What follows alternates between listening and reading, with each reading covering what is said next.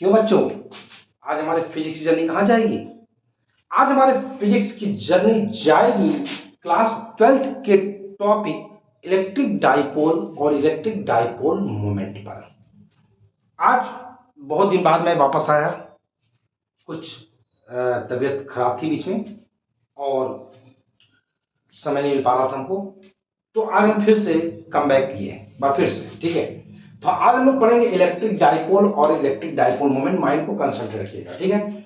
Electric dipole, electric dipole, electric dipole और electric dipole moment किसे कहते हैं, हमें बताइए। कोई बताएगा इलेक्ट्रिक डाइपोल मोमेंट किसे कहते हैं? देखो, इलेक्ट्रिक डाइपोल और इलेक्ट्रिक डाइपोल मोमेंट, यही तो टॉपिक पढ़ेंगे, क्लियर। तो इलेक्ट्रिक डाइपोल होता क्या है? Electric dipole is a system in which two equal and opposite charges are placed at infinitesimal distance, कहीं कहीं शॉर्ट डिस्टेंस भी देता है।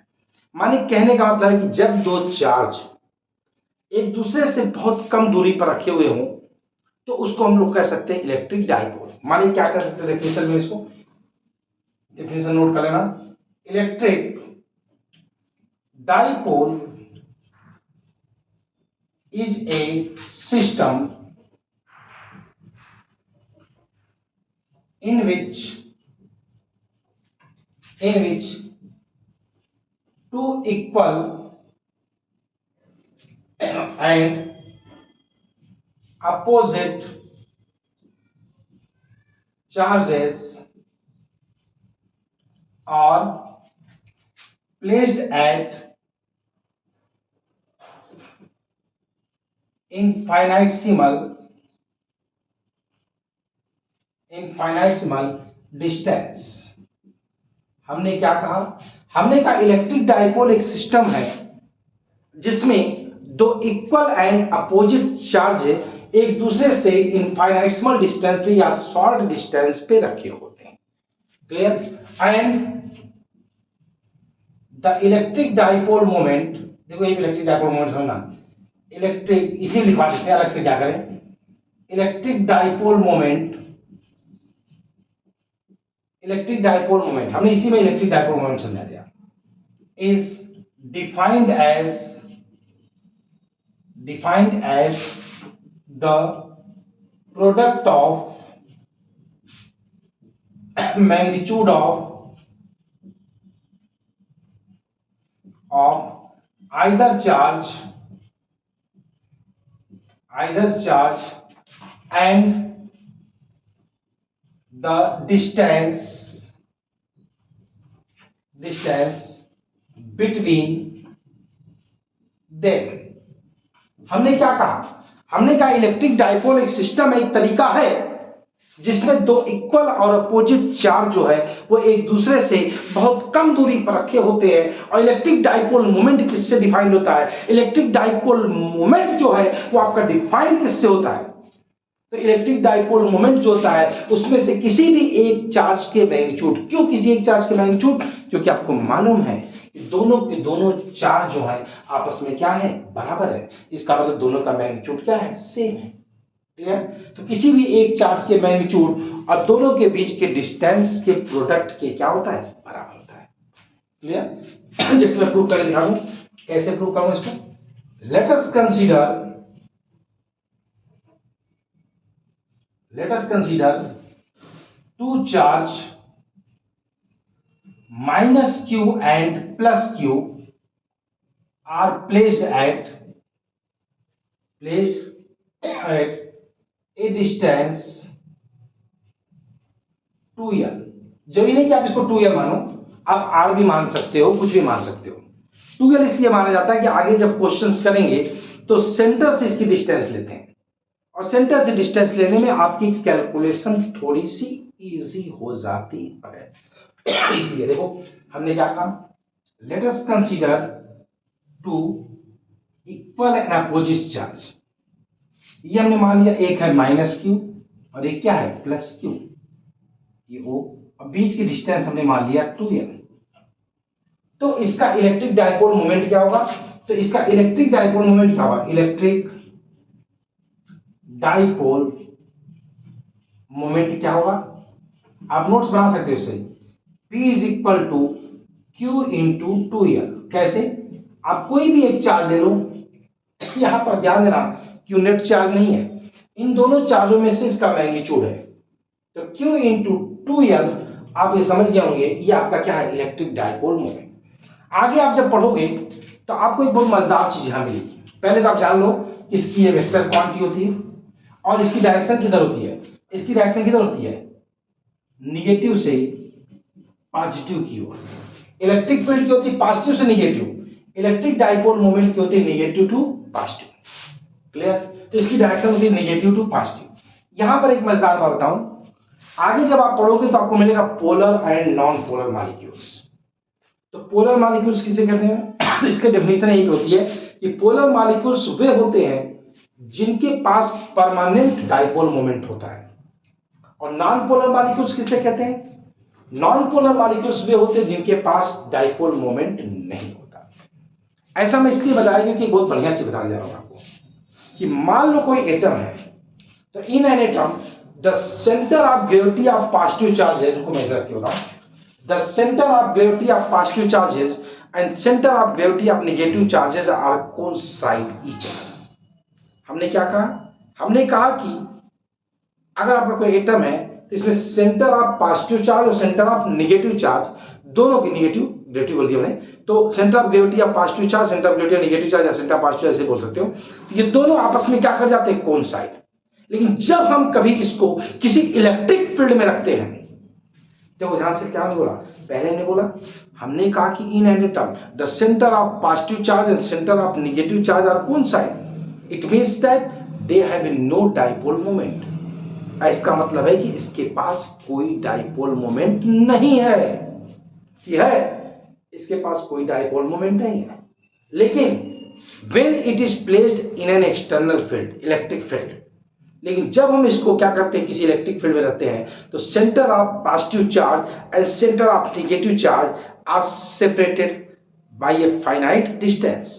तो ऐसी दिशा हमने क्या कहा, हमने कहा कि जब हम इसको किसी इलेक्ट्रिक फील्ड में रखते हैं तो सेंटर ऑफ पॉजिटिव चार्ज और सेंटर ऑफ नेगेटिव चार्ज आपस में क्या हो जाता है, सेपरेट हो जाता है, और जैसे ही सेपरेट होता है सेंटर ऑफ पॉजिटिव और नेगेटिव चार्ज, वैसे ही इसके पास क्या आ जाता है, एक डाइपोल मोमेंट।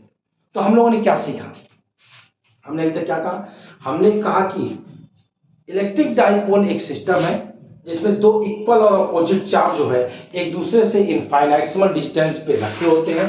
आगे हमने क्या कहा, हमने कहा इलेक्ट्रिक डाइपोल मोमेंट कैसे डिफाइंड होता है, तो इलेक्ट्रिक डाइपोल मोमेंट डिफाइंड होता है इसमें से product of magnitude of either charge and the distance between them. हमने क्या कहा, माना हमने दो चार्ज आपके पास है -q एंड +q और इनके बीच की डिस्टेंस कितनी है, 2l है, तो इसका जो डाइपोल मोमेंट है वो कितना होगा, q इंटू 2l के क्या होगा, बराबर होगा।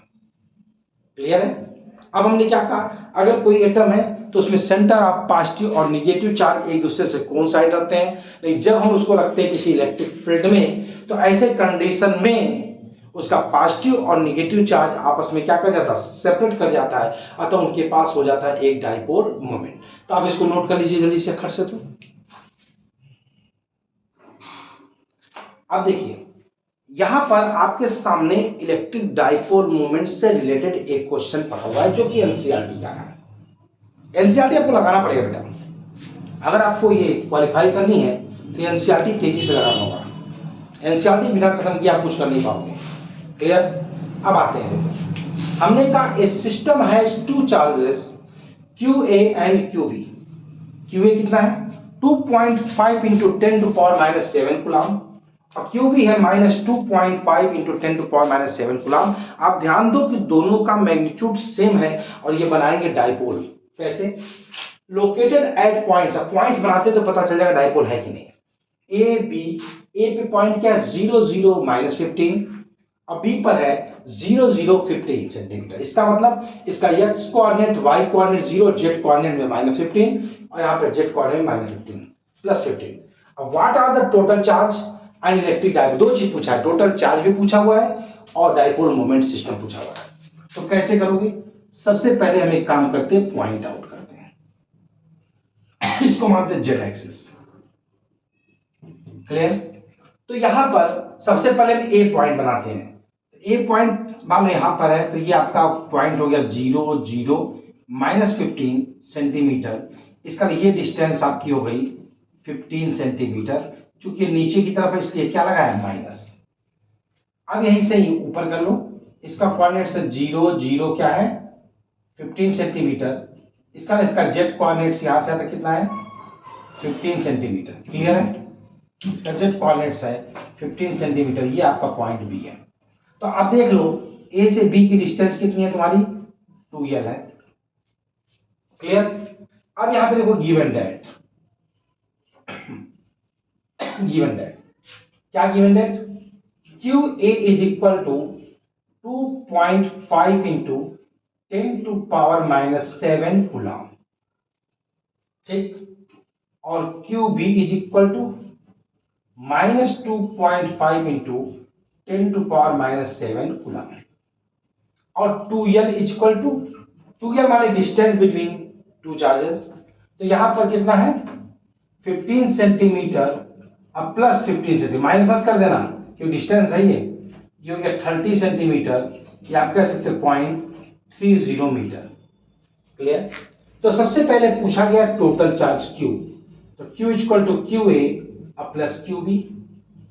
क्यू ए कितना है 2.5 इंटू 10⁻⁷ कूलम। और क्यू बी कितना है क्यू बी आपका है -2.5 इंटू 10⁻⁷ कूलम। ये भी है इक्वल टू क्या हो गया 0। इसका मतलब टोटल चार्ज क्या हो गया 0। अब आप डाइपोल मोमेंट पर, डाइपोल मोमेंट माने मैग्नीट्यूड ऑफ आइदर चार्ज। तो चाहे QA ले लो और चाहे QB ले लो 2l। अब QA कितना है 2.5 इंटू QB भी लेना तो माइनस मत लेना क्योंकि मैग्नीट्यूड की बात हुई है 10⁻⁷ इंटू 0.30। अब हमको आता नहीं, आपको मल्टीपल करने आता हो तो आप मल्टीपल कर लो, न मल्टीपल करने आता हो छोड़ दो। बताओ कितना आंसर आएगा, जल्दी सोच के बताओ, सोच के बताओ कितना आएगा, जल्दी बताओ मैं कितना आएगा 0.75 इंटू 10⁻⁷। क्लियर है? 10⁻⁷। क्लियर? क्या चीज कूलम मीटर। इसका वो हो गया डेफिनेशन कूलम मीटर। तो ये आपका 0.75 या इसको आप ऐसे भी लिख सकते थे 7.5 इंटू 10⁻⁸ कूलम मीटर। अब किधर है इसकी direction along Z axis, Z axis के अलोंग ही है। तो ये आप नोट कर लीजिए जल्दी से, तेजी से नोट कर लीजिए बेटा तो इसको। अब देखिए यहां पर एक क्वेश्चन और मैंने बोर्ड पे लिख दिया है 3 charges plus Q -2Q and -Q are located at the vertices of an equilateral triangle। Clear है? यहां पर प्लस Q लिख देते हैं तब हो जाएगा। ठीक है? Triangle of side 2l। What is the equivalent dipole moment of the arrangement. चलो सबसे पहले देखो कैसे लगेगा बहुत मजेदार क्वेश्चन है। सबसे पहले बनाते हैं इक्विलैटरल ट्रायंगल। क्लियर? सब 60 डिग्री का हो जाए। ठीक है? ये अब इसने कहा क्या प्लस Q यहां पर है, एक प्लस Q यहां रखा हुआ है, यहां रखा है -2Q, जिसको -2Q न लिख करके हम लिखते हैं -Q और -Q। ऐसा इसलिए क्यों बताते क्यों। अब साफ साफ दिख रहा है ये माइनस और ये प्लस Q मिलाकर के एक डाइपोल मोमेंट बनाता है। यानी इसका डाइपोल मोमेंट अगर मान लें तो हो जाएगा P1। क्लियर? और ये -Q और ये प्लस Q बहुत इंटरेस्टिंग क्वेश्चन है बेटा, बहुत मजेदार क्वेश्चन है। इस तरह आप क्वेश्चन की प्रैक्टिस किया करो। ठीक है? अब जितना वीडियो में क्वेश्चन करा सकते हैं कराते हैं। क्लियर? ये -Q और प्लस Q इधर से आप करोगे तो ये क्या हो जाएगा तुम्हारा P2। क्लियर? अब आते हैं निकालते हैं इसका डाइपोल। अब साफ साफ दिख रहा है कि ये एंगल आपका कितना है, अगर 60 डिग्री है तो ये एंगल आपका हो गया 30 डिग्री और ये एंगल आपका कितना हो गया 30 डिग्री। अब आपको निकालना है डाइपोल मोमेंट। तो अब आप समझ रहे होगी इसका दो कंपोनेंट होगा, एक होगा P1 sin थीटा और इधर की तरफ क्या होगा P1 cos थीटा माने cos 30, और इसका इधर कंपोनेंट क्या होगा, ये भी होगा P2 cos 30, और sin 30 कैंसिल आउट हो जाएगा क्योंकि sin 30 इधर जाएगा और इधर जाएगा और दोनों एक दूसरे का अपोजिट है। ये आपका आएगा P1 sin 30, इसकी जरूरत भी नहीं है, खैर P2 sin 30 और एक दूसरे से क्या हो जाएगा, कैंसिल आउट, खैर उसकी आवश्यकता भी नहीं है। यहाँ पर रिजल्टेंट डाइपोल मोमेंट, यहाँ पर P1 cos 30 और P2 cos 30 एक ही डायरेक्शन में है, अतः आप कह सकते हो रिजल्टेंट डाइपोल मोमेंट P बराबर, अब इसका मैग्नीट्यूड की बात कर रहे हो तो P1 cos 30 अब प्लस P2 cos 30, क्लियर है। अब P1 और P2 है कितना, आप डेफिनेशन से देखो कि P1 इक्वल टू है P2, क्यों, क्योंकि दोनों की डेफिनेशन में आता है Q इंटू 2L, जहां 2L ये डिस्टेंस है, क्लियर है, इस डिस्टेंस को हम 2L मान सकते हैं, यहां से यहां तक 2L और यहां से यहां तक 2L, पहले ही बता चुके हैं माइनस और प्लस के बीच की दूरी 2L होती है, यहाँ पे इलेक्ट्रिक डाइपोल मोमेंट में, तो यहाँ पे वैल्यू पुट करो, इसलिए P इक्वल टू क्या हो जाएगा बेटा, यहाँ रखो Q इंटू 2L और क्या cos 30 डिग्री, अब प्लस यहाँ पे Q इंटू क्या चीज 2L और cos 30 डिग्री। अब हम इसको सॉल्व कर दें तो क्या आएगा, साफ से देखिए Q इंटू 2L माने 2QL मिला कितना हो जाएगा, cos 30 कॉमन ले लो, आएगा 4QL और cos 30 डिग्री, क्लियर। अब cos 30 डिग्री की वैल्यू कितनी होती है हमको पता ही नहीं है, कोई किसी को याद हो बता दे, हमें cos 30 की वैल्यू कितनी होती है, अब cos 30 की वैल्यू हमें पता ही नहीं, हम क्या बताएं, अरे दोस्तों ट्रिग्नोमेट्री में आप बचपन से पढ़ते आ रहे हो, sin 30 होता है 1/2 और cos 30 होता है √3/2, जो sin 60 की वैल्यू होती है। तो यहां पर क्या कर सकते हो, P इक्वल टू 4QL और इसकी वैल्यू क्या है √3/2, ये काट दो आप, इससे 2 आएगा, आंसर क्या आएगा, ये P equal to 2√3Q into L, ये आपका क्वेश्चन निकल गया। तो देखो कितना मजेदार क्वेश्चन था ये। इसमें क्या दिया हुआ था, इसमें दिया हुआ था कि आपके पास दो चार्जेस हैं किसी भी इक्विलैटरल ट्रायंगल के वर्टिसेस पे रखे गए, जो +2 यहाँ +2 यहाँ और -2 यहाँ रख दिया मैंने।